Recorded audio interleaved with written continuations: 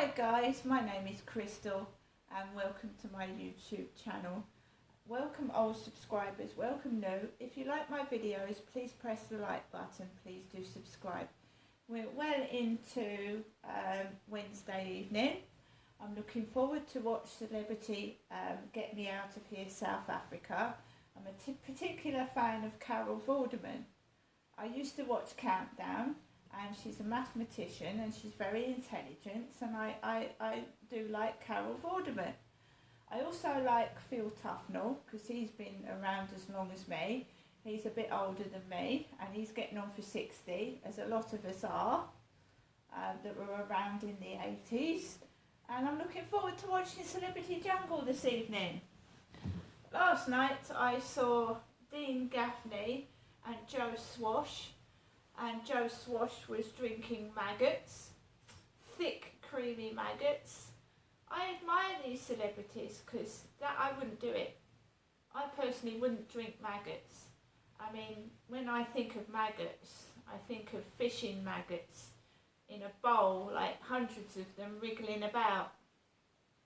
And I wouldn't like to eat or drink them. I just hope they were obviously washed and cleaned, because obviously maggots are products of flies, aren't they? They're baby flies. So you imagine flies on shit and rubbish, and it reminds you of disgusting, stinky, smelly crap. And I certainly wouldn't drink maggots myself. So we had Dean Gaffney and Joe Swash drinking shit to gain treats for the other camp members. And fair play to them, I wouldn't have done it. I just would have point blank refused. Because, maggots, drinking maggots. Can you just think of what it would smell like as well? And what they have to do for a bit of entertainment. I mean, thank God it's not every day of their lives. And it's just a few weeks or a few days in some cases. Because I have come face to face with maggots, crawling maggots, and they're frightening, aren't they? Maggots obviously are part of the decomposing process when a body dies, because flies lay eggs on human remains, and obviously maggots eat dead bodies. So it just revolts me and frightens me as well. Part of the decaying process. Flies laying eggs on human and animal remains and eating off the rest of the dead body. Horrible. So, Alexa, what's the time, please? It's 8:21 p.m. on a Wednesday evening. I've got to get up early tomorrow. I've got a doctor's appointment. I've got a gentleman doctor called Reginald, and I'm going to talk to Reginald about depression. I've had severe depression from bullying and these takeaway drivers ringing my buzzer, and now one I thought was going to attack me and hit me. The police haven't come out, they haven't done anything. I need a letter to get out of this flat. So two things, kill two birds with one stone, so to speak. I need the doctors to write me an email or a letter to say that living in this place is affecting my mental health, causing me severe depression. The bullying is making me feel bad about myself. I'm shaking, I'm upset, and I need to move because I'm being savagely bullied. I can handle it, if I'm forced to. That bloke didn't get away with stupid bitch.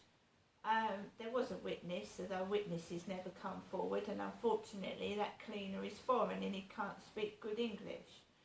But yeah, I gave him what he gave me.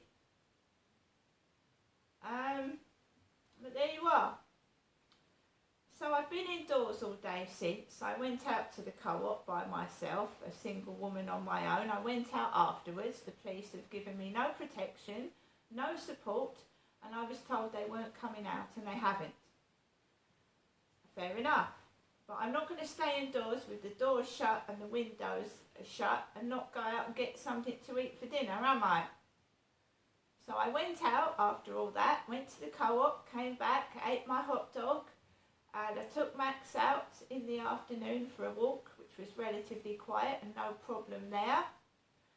I've just come back from walking Max this evening, and I went out just after 7 p.m. and I observed what was going on before I went out. My neighbour parked his Ford Mondeo outside Foley Apartments at the bottom. Along comes a Deliveroo driver with a takeaway. He had a visor over his head, helmet, and he went and parked near my neighbour upstairs' car. I went out after my neighbour came in. So he was in upstairs, I went out, and the same thing was happening to me. Deliveroo drivers with helmets going past me, which is common because people have takeaways. And a Deliveroo driver came to my mum with the takeaway last time I saw her. She said he had a motorcycle and a helmet. And Dad's mate, Reg, had a motorbike and a helmet on when I met him in Ordnance Street. So Dad's mate, Reg, had a motorbike. And I'm seeing a doctor called Reginald. So I walked along Common Creek Wharf, past the riverside, quite happy. It was very, very quiet to start with, very quiet. Nobody about at all. Then there was two lads dressed in black, and obviously they were smoking. And then there was an Indian man with a husky dog, because there's an Indian couple around these flats that have got a big husky. So an Indian guy walked that way past me with a husky dog on a long lead. These two lads started walking. As I was walking that way, they started walking away together. They ended up across by the co-op laughing with someone who had a motorbike, another motorbike. Then another Deliveroo driver comes up on a moped with a helmet on, and I just go onto the field, and there's a girl, large lady with a bun in her hair. I haven't got a bun in my hair, have I? Because I haven't got enough hair to put in a bun. So a really large lady, a bit overweight, with a bun in her hair, walks past me with a smirk on her face. I walk past this lady with a bun in her hair, and I take Max across the field, and there's people about, there's couples walking together.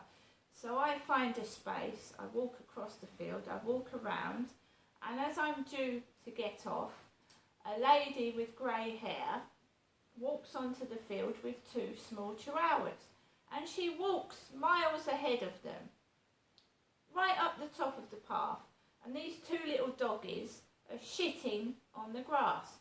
She doesn't pick the poo up, so this dog is shitting in front of me. This hairy chihuahua is pooping in front of me. This woman is way ahead of the dogs, and she looks back and turns her head round and ignores me. And she doesn't pick the shit up. She just leaves it there. So I just walk past, and then I walk along past the co-op and Costa Coffee, and I'm trying to get home as quickly as possible because people are annoying me. Just being rude, ignorant, and, I'm not going to tell chihuahuas off. I just wanted to get home, and I felt blocked. These two dogs were in my path, and this woman was miles away ahead of her dogs, and they were shitting. Having a crap. I went out this afternoon, and the woman next door had left shitty rubbish outside her doorstep. 3 bags of refuge that stank of rotten, like Brussels sprouts, rotten vegetables. I went out of my door this afternoon, and a waft of rotten rubbish went up my nose. 3 bags of fucking rubbish left outside the door. I've got money, I've got food. Just a horrible stench of fucking vegetables. You know, like when you've had Christmas dinner and you fart? That's what that rubbish smelt of out near my door. Stank!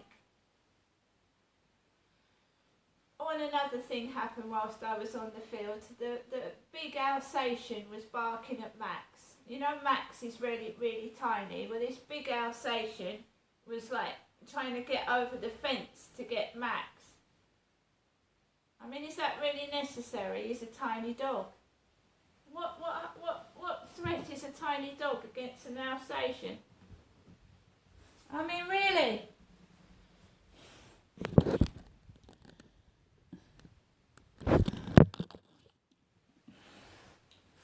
I mean, it just basically annoys me when people think they're bullying Max. He's a tiny chihuahua. Is it necessary to get an Alsatian to claw at the fence at him? Is that necessary? There was a male jogger with black hair and sunglasses on the field. A black-haired jogger with shorts on and dark glasses jogging around the field. I'm just minding my own business, you know? And it's all to do with dating sites, asking me questions on dating sites, and then they stage it outside. Pick on me, bully. They'll ask me something on a dating site before I go out and walk Max, and they start bullying me and Max. Bullying us. And it is coming from dating sites. And you're telling me that people down this street are going down my dating site? What are they doing that for? I've never seen that woman before with the chihuahuas. That's really nice having a couple of chihuahuas shit in front of you. She didn't pick the shit up either. Yeah, but they'll have the audacity to stick their nose up at you and poke holes in you, and she let her dog shit and she didn't pick it up. It's like that bloke, right? He fucking swears at me, calls me a stupid bitch when I'm being polite to him.